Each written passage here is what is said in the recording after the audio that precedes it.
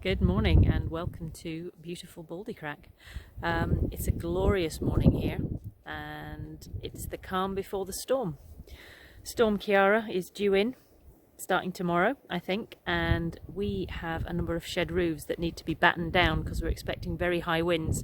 This beautiful structure you see here is a recently repaired roof that Storm Brendan took out, so we fixed that, and we suddenly realised that some of our other shed roofs, I'll just take you on a wee tour here, are also a little bit vulnerable, and we had some high winds last weekend and I managed to tie these ropes around just to keep these sheets of polycarbonate and tin down, but we're expecting much higher winds this weekend, so we're going to have to get up there and do some battening down.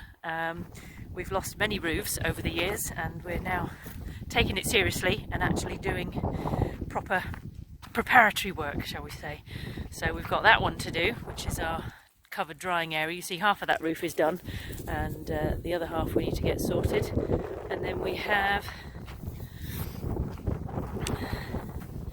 oh, you can see Princess Starry Pop having a mad dash around here. And then we have another shed roof down here, which is our water turbine shed, which we made last year and is also needing to be battened down. And then over here we also have the outdoor porch that we put over the entrance to our barn, which again needs battening down. So that is today's job before Storm Ciara comes through tomorrow. Okay, so I'm going to take you up onto our new shed roof, which we've completed the other week.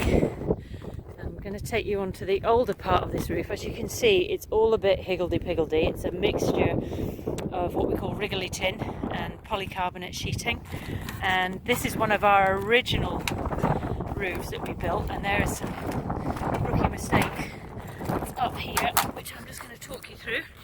You'll see here that these screws with the washers are in the valleys. That was really stupid. That is a total rookie mistake. When you're fixing roofing sheeting down, which I now know, you put it in the peak, not in the valley, because it doesn't provide a proper seal if you put it in the valley. So when it rains, this whole roof covers our covered clothes drying area, and we have lots of water coming in through all these many screw holes that I made in this in this roof that aren't properly sealed.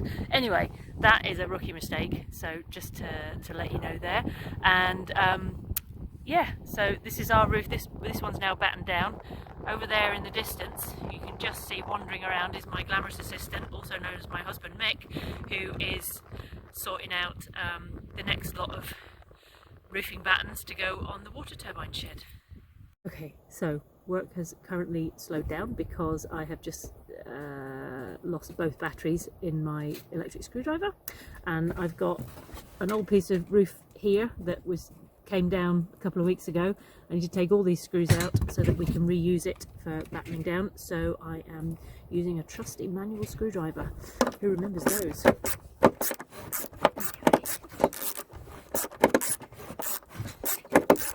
We need to get this done, so I can't wait for the batteries to charge up again. This job needs to be done before I lose momentum and we end up only half doing it, which is one of the risks of living in an area where the weather is unpredictable and frequently wild, is that often jobs don't get finished in time.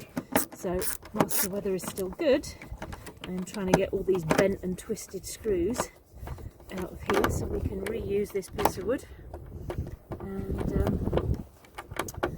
yeah, get this battening down completed. I now understand the term battening down the hatches, and it's a lesson I wish we'd learnt earlier in our journey. But there you go, you live and learn when you learn it. And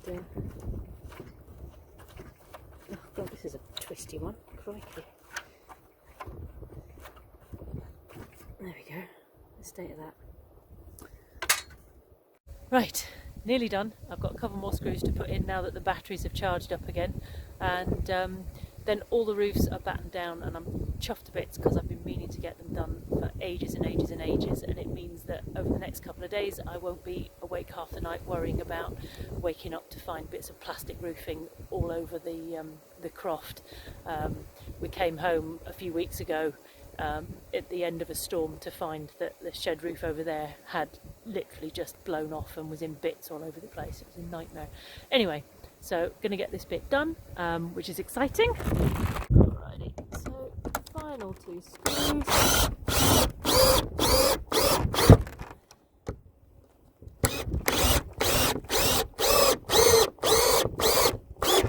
Brilliant. Okay, that is all done. Now I'm going to crawl my way off this roof.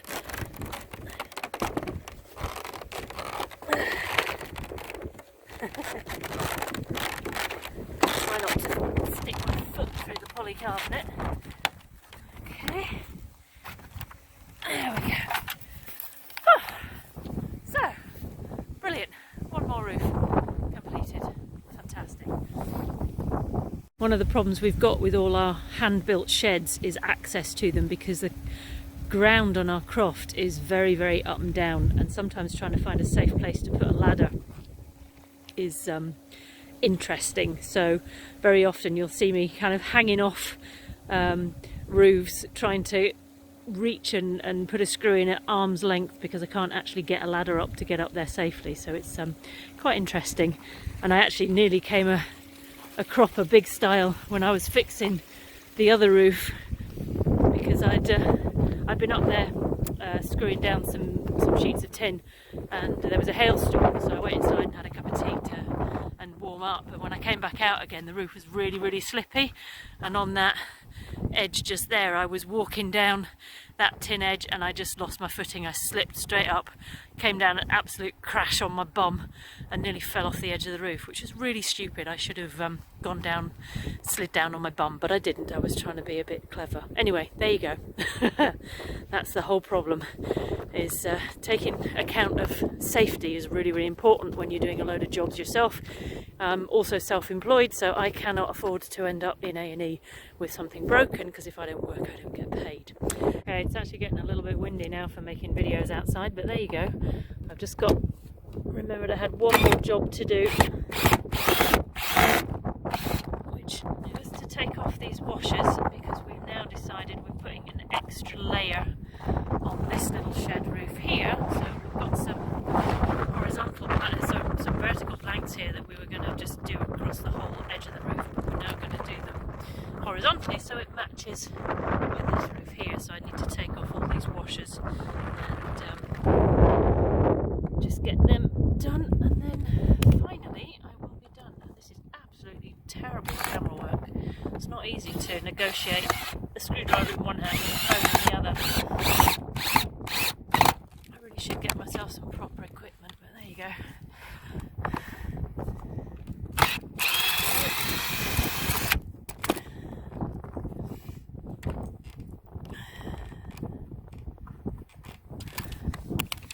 Now, what you may gather from all the stuff I'm doing is that I am very much an amateur. I have basic DIY skills.